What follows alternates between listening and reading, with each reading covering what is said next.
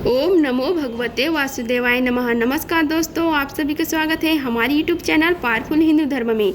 आज हम आप सभी को अश्विन मास में श्रीमद् भागवत महापुराण में तृतीय स्कंद में कथा अध्याय 48 और 49 का रसपान कराएंगे। आइए रसपान कीजिए कथा अध्याय 48 का, जिसमें वर्णन है वाराह अवतार की कथा। श्री सुखदेव जी ने कहा, हे राजन मुनिवर, मैत्रेय जी के मुख से यह परम पूर्णमयी कथा सुनकर श्री विदुर जी ने फिर से पूछा, क्योंकि भगवान की लीला कथा में इनका अत्यंत अनुराग हो गया था। श्री विदुर जी ने कहा, हे मुने, स्वयंभू ब्रह्म जी के प्रिय पुत्र महाराज स्वयंभू मुनि ने अपनी प्रिय पत्नी सतरूपा को पाकर फिर क्या किया। आप साधु शिरोमणि हैं, आप मुझे आदि राजश्री स्वयंभू मनु का पवित्र चरित्र सुनाइए। वे श्री हरि विष्णु भगवान के शरणन प्रसन्न थे, इसलिए उनका चरित्र सुनने में मेरी बहुत श्रद्धा है। जिनके हृदय में श्री मुकुंद के चरण अरविंद विराजमान हैं, उन भक्त जनों के गुणों को श्रवण करना ही मनुष्य के बहुत दिनों तक किए हुए शास्त्र अभ्यास के श्रम का मुख्य फल है। ऐसा विद्वानों को श्रेष्ठ मत है। श्री सुखदेव जी ने कहा, हे राजन, विदुर जी सहस्त्र शीर्षा भगवान श्री हरि के चरण आश्रित भक्त थे। उन्होंने जब विनय पूर्वक भगवान की कथा के लिए प्रेरणा की, तब मुनिवर मैत्रेय का रोम रोम खिल उठा। उन्होंने कहा, मैत्रेय जी बोले, जब अपनी भार्या सतरूपा के साथ स्वयंभू मनु का जन्म हुआ, तब उन्होंने बड़ी नम्रता से हाथ जोड़कर श्री ब्रह्म जी से कहा, हे भगवान, एकमात्र आप ही समस्त जीवों के जन्मदाता और जीविका का प्रदान करने वाले पिता हैं। तथापि हम आपकी संतान ऐसा कौन सा कर्म करें जिससे आपकी सेवा बन सके। पूज्यपाद, हम आपको नमस्कार करते हैं। आप हमसे हो सकने योग्य किसी ऐसे कार्य के लिए हमें आज्ञा दीजिए, जिससे इस लोक में हमारी सर्वत्र कीर्ति हो और परलोक में सद्गति प्राप्त हो सके। श्री ब्रह्म जी ने कहा, हे तात, पृथ्वीपते, तुम दोनों का कल्याण हो। मैं तुमसे बड़ा प्रसन्न हूँ, क्योंकि तुमने निष्कपट भाव से मुझे आज्ञा दीजिए योग होकर मुझे आत्मसमर्पण किया है। हे वीर पुत्रों, अपने पिता की इसी रूप में पूजा करना चाहिए। उन्हें उचित है कि दूसरों के प्रति स्त्रियों का भाव न रखकर जहाँ तक बने उनकी आज्ञा का आदर पूर्वक सावधानी से पालन करें। तुम अपनी इस भाग्य से अपनी ही समान गुणवती संतान उत्पन्न करके धर्म पूर्वक पृथ्वी का पालन करो और यज्ञों द्वारा श्री हरि की आराधना करो। हे राजन, प्रजा पालन से मेरी बड़ी सेवा होगी और तुम्हें प्रजा का पालन करते देखकर भगवान श्री हरि भी तुमसे प्रसन्न होंगे। जिन पर यज्ञ मूर्ति जनार्दन भगवान प्रसन्न नहीं होते, उनका सारा श्रम व्यर्थ ही होता है, क्योंकि वो तो एक प्रकार से अपने आत्मा का ही अनादर करते हैं। श्री मनु जी ने कहा, पाप का नाश करने वाले पिताजी, मैं आपकी आज्ञा का पालन अवश्य करूँगा, किंतु आप इस जगत में मेरे और मेरी भावी प्रजा के रहने के लिए स्थान बतलाइए। हे देव, सब जीवों का निवास स्थान पृथ्वी इस समय प्रलय के जल में डूबी हुई है। इस देवी के उद्धार का प्रयत्न कीजिए। मैत्रेय जी ने कहा, पृथ्वी को इस प्रकार अथाह जल में डूबे देखकर ब्रह्म जी बहुत देर तक मन में यह सोचते रहे कि इसे कैसे निकालूं। इस समय मैं लोक रचना में लगा हुआ था। उस समय पृथ्वी जल में डूब जाने से रसातल को चले गई। हम लोग सृष्टि काल में नियुक्त हैं, अतः इसके लिए हमें क्या करना चाहिए। अब तो जिनके संकल्प मात्र से मेरा जन्म हुआ है, वे सर्वशक्तिमान श्री हरि मेरे यह काम पूरा करेंगे। निष्पाप विदुर जी, ब्रह्म जी इस प्रकार विचार करते ही रहे थे कि उनके नासक छिद्र से अकस्मात अंगूठे के बराबर आकार का एक वारा शिशु निकला। भारत, बड़े ही आश्चर्य की बात है तो यही हुई कि आकाश में खड़ा हुआ वह वारा शिशु ब्रह्म जी को देखते ही देखते बड़ा होकर क्षण भर में हाथी के बराबर हो गया। उस विशाल वारा मूर्ति को देखकर मरीचि आदि मुनिजन, सनक आदि और स्वयंभू मनु के सहित श्री ब्रह्म जी तरह तरह के विचार करने लगे। अहो, शुकर के रूप में आज यह कौन सा दिव्य प्राणी यहाँ प्रकट हुआ है। कैसा आश्चर्य है, यह अभी अभी मेरी नाक से निकला था। पहले तो यह अंगूठे के पौरुष के बराबर दिखाई देता था, किंतु एक क्षण में ही बड़ी भारी शिला के समान हो गया। अवश्य ही यज्ञ मूर्ति भगवान हम लोगों के मन को मोहित कर रहे हैं। हे ब्रह्म जी और उनके पुत्र इस प्रकार सोच ही रहे थे कि भगवान यज्ञ पुरुष पर्वत आकार होकर गरजने लगे। सर्वशक्तिमान श्री हरि ने अपनी गर्जना से दिशाओं को प्रतिध्वनित करके ब्रह्म और श्रेष्ठ ब्राह्मणों को हर्ष से भर दिया। अपना खेद दूर करने वाला मायामय वारा भगवान की घुरघुराहट को सुनकर वे जनलोक, तपलोक और सत्यलोक निवासी मुनिगण तीनों वेदों के परम पवित्र मंत्रों से उनकी स्तुति करने लगे। भगवान के स्वरूप का वेदों में विस्तार से वर्णन किया गया है, अतः उन मुनीश्वरों ने जो स्तुति की उसे वेद स्वरूप मानकर भगवान बड़े प्रसन्न हुए और एक बार फिर गरज कर देवताओं के हित के लिए गजराज से लीला करते हुए जल में घुस गए। पहले वे सुकर रूप भगवान पूंछ उठाकर बड़े वेग से आकाश में उछले और अपनी गर्दन के बालों को फटकार कर खुरों के आघात से बादलों को चितारने लगे। उनका शरीर बड़ा कठोर था, त्वचा पर कड़े कड़े बाले थे, दाढ़ें सफेद थे और नेत्रों से तेज निकल रहा था। उस समय उनकी बड़ी शोभा हो रही थी। भगवान स्वयं यज्ञ पुरुष हैं, तथापि सुकर रूप धारण करने के कारण अपनी नाक से सूंघ सूंघ कर पृथ्वी का पता लगा रहे थे। उनकी दाढ़ें बड़े कठोर थी। इस प्रकार यद्यपि वे बड़े शुक्र जान पड़ते थे, तथापि अपनी स्तुति करने वाले मरीचि आदि मुनियों की और बड़ी सौम्य दृष्टि से निहारते हुए उन्होंने जल में प्रवेश किया। जिस समय उनका व्रज में पर्वत के समान कठोर कलेवर जल में गिरा, तब उनके वेग से मानो समुद्र का पेट फट गया और उसमें बादलों की गड़गड़ाहट के समान बहुत भीषण शब्द हुआ। उस समय ऐसा जान पड़ता था मानो अपने उताल तरंग रूप भुजाओं को उठाकर वह बड़े आतर्व स्वर से हे यजेश्वर मेरी रक्षा करो इस प्रकार पुकार रहा है। तब भगवान यज्ञ मूर्ति अपने बाढ़ के समान पैने खुरसों से जल को चीरते हुए उस अपार जल राशि के उस पार पहुँचे। वहाँ रसतल में उन्होंने समस्त जीवों की भूता पृथ्वी को देखा, जिसे कल्पांत में सैर करने के लिए उद्दत श्री हरि स्वयं अपने उदर में लीन कर लिया था। फिर वे जल में डूबी हुई पृथ्वी को अपने दाढ़ों से लेकर रसतल से ऊपर आए। उस समय उनकी बड़ी शोभा हो रही थी। जल से बाहर आते समय उनके मार्ग में विघ्न डालने के लिए महाप्रक्रमी हिरण्याक्ष ने जल के भीतर ही उन पर गदा से आक्रमण किया। इससे उनका क्रोध चक्र के समान क्षीर्ण हो गया और उन्होंने उसे लीला से ही इस प्रकार मार डाला जैसे सिंह हाथी को मार डालता है। उस समय उसके रथ से थुथनी तथा कनपट्टी सन जाने के कारण वे ऐसे जान पड़ते थे मानो कोई गजराज लाल मिट्टी के टीले में टक्कर मारकर आया हो। जैसे गजराज अपने दांतों पर कमल पुष्प धारण कर ले, उसी प्रकार अपने सफेद दांतों की नोक पर पृथ्वी को धारण कर जल से बाहर निकले हुए ताम्रलिप्त के समान नीलवर्ण वारा भगवान को देखकर ब्रह्मा मरीचि आदि को निश्चय हो गया कि ये भगवान ही है। तब वे हाथ जोड़कर वेद वाक्यों से उनकी स्तुति करने लगे। ऋषियों ने कहा, हे भगवान अजित आपकी जय हो, जय हो। यज्ञपते आप अपने वेद यत्री रूप विग्रह को फटकार रहे हैं, आपको नमस्कार है। आपके रोमकूपों में संपूर्ण यज्ञ लीन है। आपने पृथ्वी का उद्धार करने के लिए यह सुकर रूप धारण किया है, आपको नमस्कार है।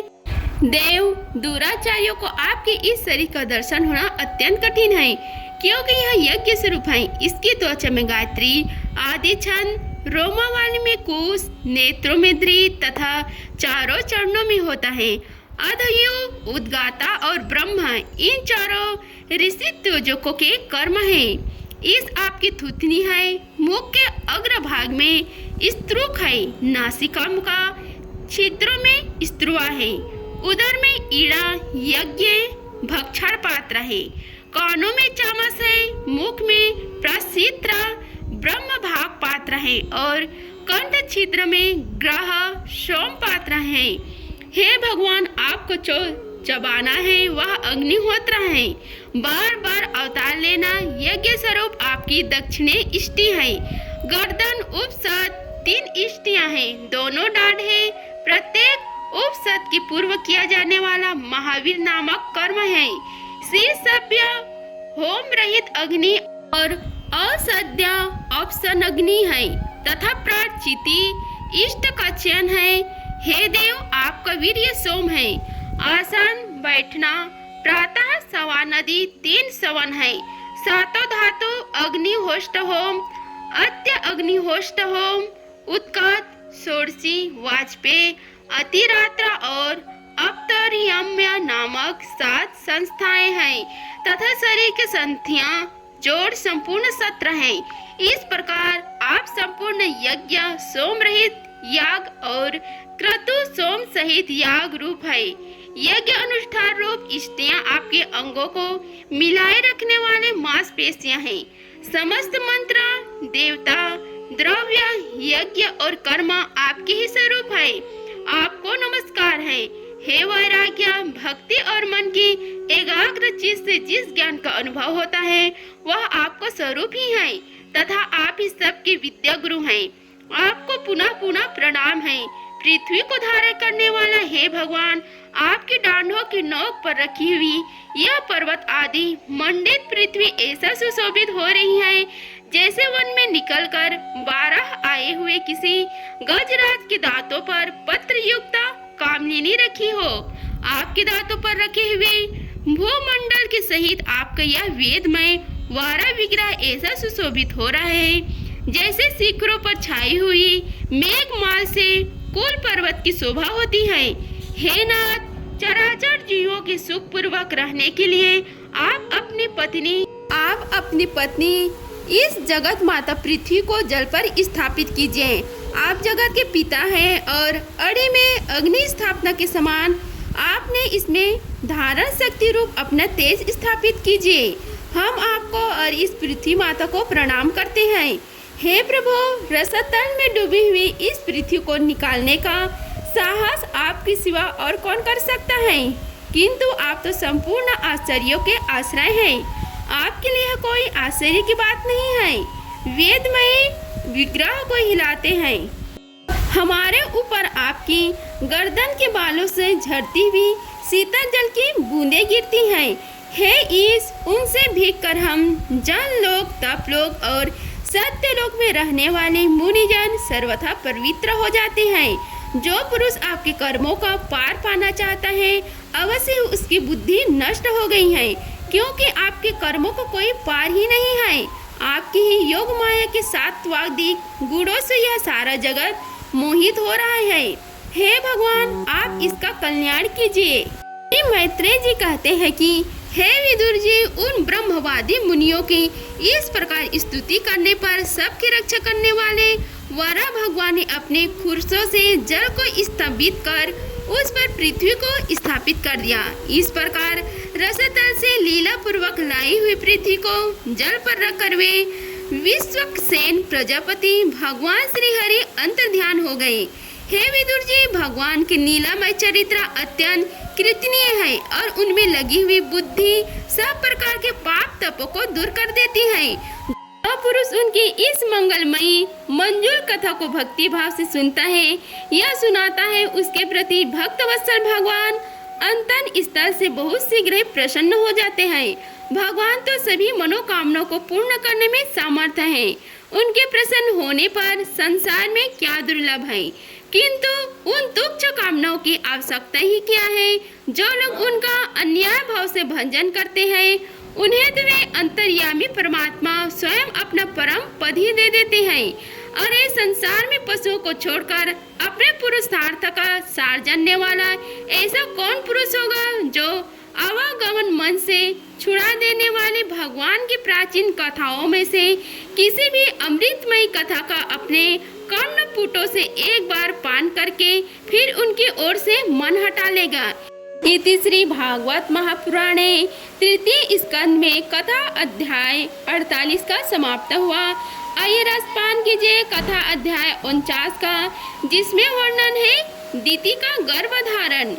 श्री सुखदेव जी कहते हैं कि हे राजन, प्रयोजन वंश सुकर बने श्री हरि का कथा को मैत्रेय जी के मुख से सुनकर भी भक्ति व्रतधारी विदुर जी की पूर्ण तृप्ति न हुई। अतः उन्होंने हाथ जोड़कर उनसे फिर से पूछा। श्री विदुर जी ने कहा, हे मुनिवर, हमने यह बात आपके मुख से अभी सुनी है कि आदिदत्त हिरण्याक्ष को भगवान यज्ञ मूर्ति ने ही मारा था। हे ब्राह्मण, जिस समय भगवान लीला से ही अपने दाढ़ों पर रखकर पृथ्वी को जल में से निकाल रहे थे, उस समय उससे दैत्यराज हिरण्याक्ष की मुठभेड़ किस कारण हुई?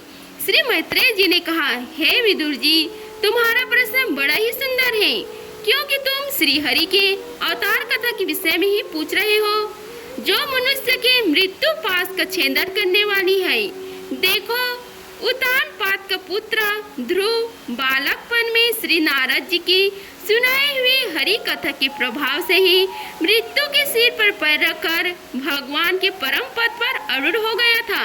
पूर्व काल में एक बार इसी वारा भगवान और हिरण्याक्ष के युद्ध के विषय में देवताओं के प्रश्न करने पर देव श्री ब्रह्म जी ने उन्हें यह इतिहास सुनाया था और उसी के परंपरा से मैंने तुम्हें सुनाया है। हे विदुर जी, एक बार दक्ष की पुत्री दिति ने पुत्र प्राप्ति की इच्छा से काम आतुर होकर संयम काल के समय ही अपने पति मरीचिंदन कश्यप जी से प्रार्थना की। उस समय कश्यप जी ने खीर के अतुय द्वारा अग्निजीव भगवान यज्ञपति की आराधना कर सूर्य अस्त का समय जान अग्निशाला में ध्यानस्थ होकर बैठे। दिति ने कहा, हे विद्वान, मत वाला हाथी जैसे केले के वृक्ष को मसाल डालता है, उसी प्रकार यह प्रसिद्धि धनुर्धर कामदेव मुझ पर अबल पर जोर जताकर आपके लिए मुझे बेचैन कर रहा है। अपनी पुत्रवती सौतों की सुख समृद्धियों को देखकर मैं स्त्रिया की आग में जली जाती हूँ। अतः आप मुझ पर कृपा कीजिए, आपका कल्याण हो। जिनके गर्भ से आप जैसा पति पुत्र रूप में उत्पन्न होता है, वे स्त्रियां अपने पतियों से सम्मानिता समझी जाती है। उनका सुयश संसार में सर्वत्र फैल जाता है। हमारे पिता प्रजापति दक्ष अपनी पुत्रियों पर बड़ा स्नेह था। एक बार उन्होंने हम सबको अलग अलग बुलाकर पूछा कि तुम किसे अपना पति बनाना चाहती हो। वे अपनी संतान की सब प्रकार की चिंता रखते थे। अतः हमारा भाव जानकर उन्होंने उनमें से हम 13 पुत्रियों को, जो आपके गुण स्वभाव के अनुरूप थी, आपके साथ ब्याह दिया। अतः हे मंगल मूर्ते कमल नयन, आप मेरी इच्छा पूर्ण कीजिए, क्योंकि हे महात्मा, आप जैसे महापुरुष के पास दीन जनों का आना निष्फल नहीं होता। विदुर जी, दिति कामदेव के वेग से अत्यंत बेचैन होकर बेबस हो रही थी। उसने इसी प्रकार बहुत सी बातें बनाते हुए दीन होकर कश्यप जी से प्रार्थना की। तब उन्होंने उसे सुमधुर वाणी से समझाते हुए कहा, हे वीरो, तुम्हारी इच्छा के अनुसार मैं अभी तुम्हारा प्रिय अवश्य करूँगा।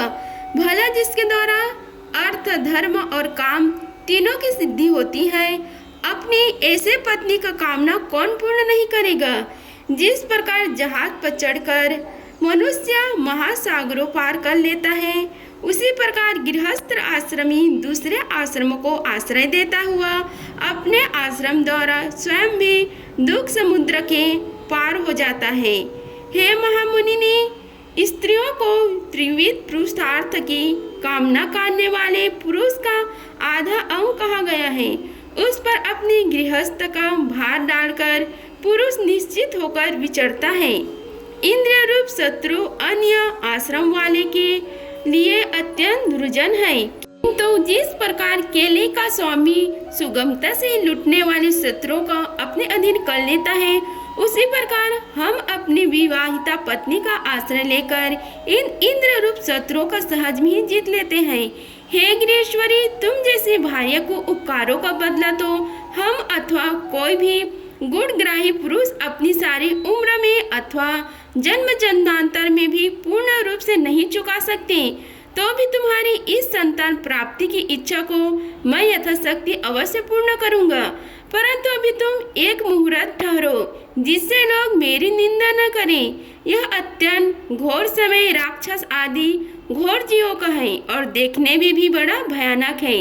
इसमें भगवान भूतनाथ के गढ़, भूत प्रेत आदि घूमते रहते हैं।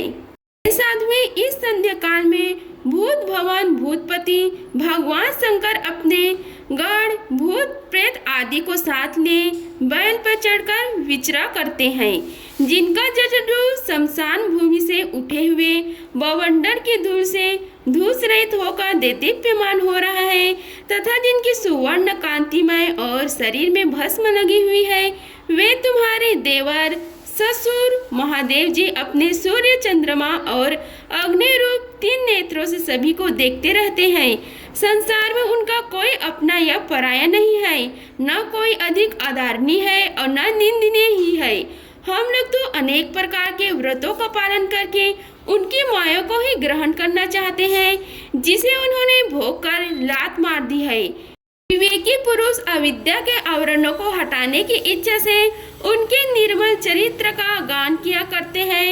उनसे बढ़कर तो क्या उनके समान कोई नहीं है और उन तक केवल सत्य पुरुषों की ही पहुँच है। यह सब होने पर भी वे स्वयं पिशाचों सा आचरण करते हैं। यह नर शरीर कुत्तों का भोजन है। जो अविवेकी पुरुष आत्मा मानकर वस्त्र, आभूषण, माला और चंदन आदि से इसी को सजाते संवारते हैं, वे अभागे ही अंतर राम भगवान शंकर के आचरण पर हंसते हैं। हम लोग तो क्या ब्रह्म आदि लोकपाल भी उन्हीं की बंधी हुई धर्म मर्यादा का पालन करते हैं। वे ही इस विश्व के अधिष्ठान हैं तथा यह माया भी उन्हीं की आज्ञा का अनुसरण करने वाली है। ऐसे होकर भी वे प्रेतों का सा आचरण करते हैं।